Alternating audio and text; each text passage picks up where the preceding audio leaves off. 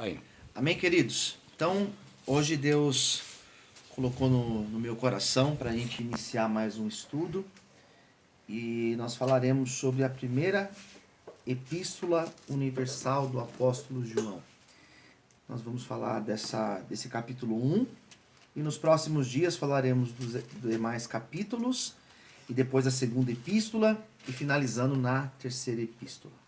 Bom, o que nós encontramos aqui nessa primeira parte do capítulo 1.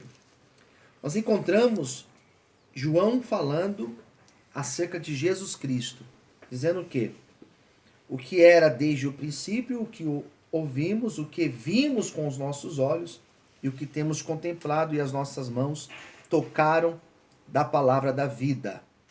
Porque a vida foi manifestada e a nós a vimos e testificamos dela e vos anunciamos a vida eterna que estava com o Pai e nos foi manifestada. O que ele está dizendo? Que Jesus Cristo, ele veio para nos dar a salvação, a vida eterna.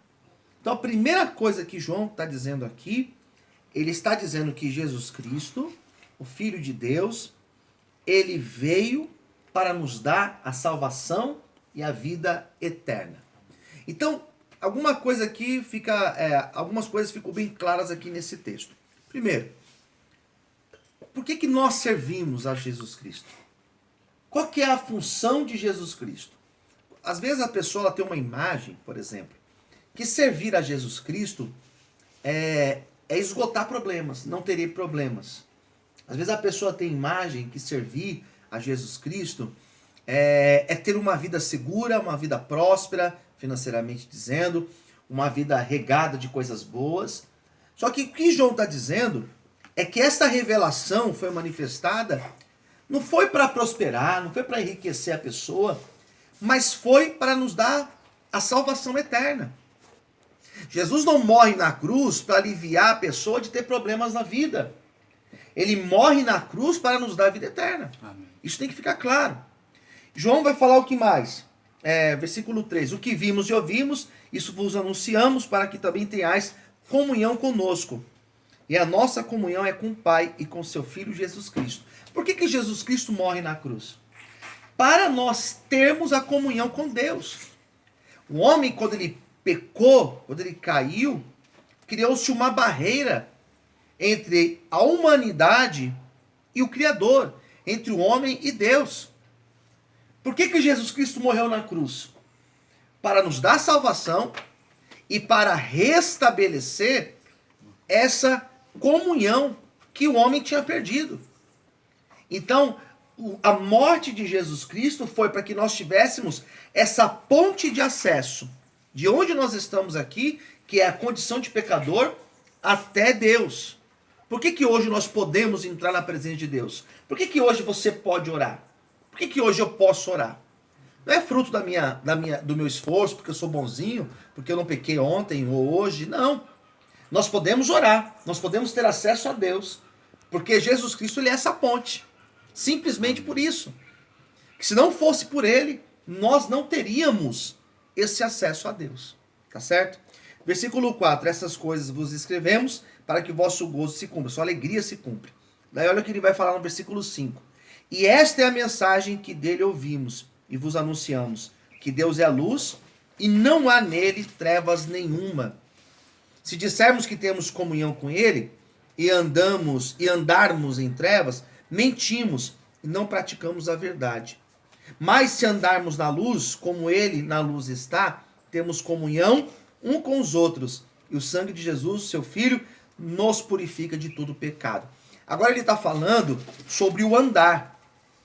O andar está totalmente relacionado com o nosso proceder. Ele coloca aqui o nosso andar, ele usa a metáfora da luz. O que ele vai dizer? Que se nós andamos com Deus, nós andamos na luz. Se nós não andamos com Deus, nós andamos em trevas. O que o João está revelando aqui para nós? Que uma vida com Deus é caminhar na luz. É caminhar com Ele. Porque Deus, Ele é luz.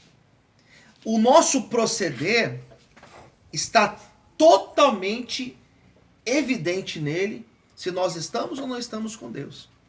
Então, quando eu andava nas trevas, eu agia assim. Quando eu não tinha conhecimento de Deus, o que acontece quando você anda no escuro? Você tropeça, você cai, você se machuca. Se você acorda de madrugada e você não acende a luz, você corre o risco de tropeçar. Se você vai descer uma escada, você corre o risco de cair. O que João está falando? Quando nós não tínhamos Deus, nós andávamos em trevas. Nós tropeçávamos, nós caíamos, nós errávamos, nós íamos fazendo coisa errada. Mas a partir do momento que a luz de Deus veio sobre nós, nós começamos a agir debaixo dessa luz. Então percebe que a vida com Deus, o encontro com Deus, nos proporciona andar na luz. O que é andar na luz? Não significa que quem está andando no claro não tropeça. Não significa que se você acender a luz você não vai tropeçar. Não é isso. Mas quando você está na claridade, quando você consegue enxergar, que nem nós estamos aqui na claridade, você muito mais facilmente você consegue caminhar, você sem tropeçar. Mas se você tropeçar, você está enxergando onde você está tropeçando. A vida com Deus é andar na luz. E aqui fala, se nós andamos na luz, qual que é a maior evidência? João vai falar assim, se nós andamos na luz, nós temos comunhão um com os outros.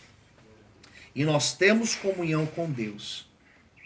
O que mostra que de fato nós temos Deus na nossa vida, não é se eu falo em línguas, não é se eu sei profetizar, se eu sei interpretar sonhos, como eu falei aqui hoje. Se eu tenho Deus na minha vida, a maior evidência é a capacidade de relacionamento. De eu olhar para esse irmão aqui e querer o bem dele. Mas eu não conheço ele, não importa. De olhar para aquele outro irmão ali, mas ele me persegue. Mas eu quero o bem dele. Amém. Então eu vou orar por ele. É essa capacidade de se relacionar um com o outro. E principalmente se relacionar com Deus. Deus ele é importante para mim. Se eu ando na luz, Deus ele é um fator importante na minha vida. Amém. Tá certo? Ele vai falar assim, se dissermos que nós não pecamos, eu acho isso aqui fantástico. Se nós falarmos que nós não pecamos, nós enganamos a nós mesmos. Né? E não há verdade em nós. Se confessarmos os nossos pecados, ele é fiel e justo para perdoar os nossos pecados e nos purificar de toda injustiça. Se dissermos que não pecamos, fazemos de mentiroso. E a sua palavra, ela não está em nós. O que João está dizendo? Que nós pecamos. Pastor, mas isso é claro, isso é uma evidência. Né? O que João está dizendo aqui é algo que a gente sabe. Nós pecamos. Eu não posso chegar aqui para vocês e querer transparecer uma imagem de perfeição, sendo que eu não tenho. Eu sou pecador e falho, como todos nós que estamos aqui, como aqueles que vão assistir essa palavra.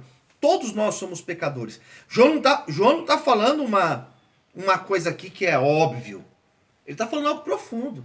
Ele fala assim, se nós falarmos que não pecamos, somos mentirosos, e a palavra de Deus não está em nós. E olha o que ele vai falar na sequência. No capítulo 2, versículo 1. Meus filhinhos, essas coisas eu vos escrevo para que não pequeis. O que João está dizendo? O fato de eu saber que todo mundo peca não significa que eu posso pecar. Então já que todo mundo peca, qual que é o problema de eu pecar, pastor? Já que todo mundo peca, não é o que está dizendo aqui? E eu posso fazer o que eu quiser fazer. Eu posso tentar o que eu quiser tentar e ainda assim eu vou pecar. Então por que eu vou me privar de pecar? O João está explicando. Essas coisas eu vos escrevo para que não pequeis. Vocês não devem pecar. Mas, se pecar, se você cair, se você tropeçar, olha, nós temos um advogado junto com o Pai. Jesus Cristo o justo. Amém. Então, o que ele está dizendo? Não é para você pecar. Mas se você pecar, você tem um advogado por você. Não é assim? Quando a pessoa vai presa, quem que é o seu advogado? Se o advogado for bom, ele vai conseguir tirar você da prisão. Né? Se o advogado tiver bons argumentos, ele te tira. Então o que João está falando assim? Gente, isso aqui não é uma carta branca para você pecar à vontade, sair pecando. Não é isso. Isso aqui significa que todo mundo peca e que se você pecar, você deve confessar o teu pecado. Você deve se arrepender. Porque Jesus, ele vai ser o teu advogado. Amém. Ele vai chegar para o Pai, ele coloca Deus naquela imagem de juiz. Ele vai chegar para Deus e vai advogar a sua causa. Vai passar um pano para você. Vai argumentar por você. Olha que coisa. Ele fala assim no versículo 2. Ele é a propiciação pelos nossos pecados. E não somente pelos nossos, mas também pelos de todo mundo. Ou seja, é ele que paga os nossos pecados.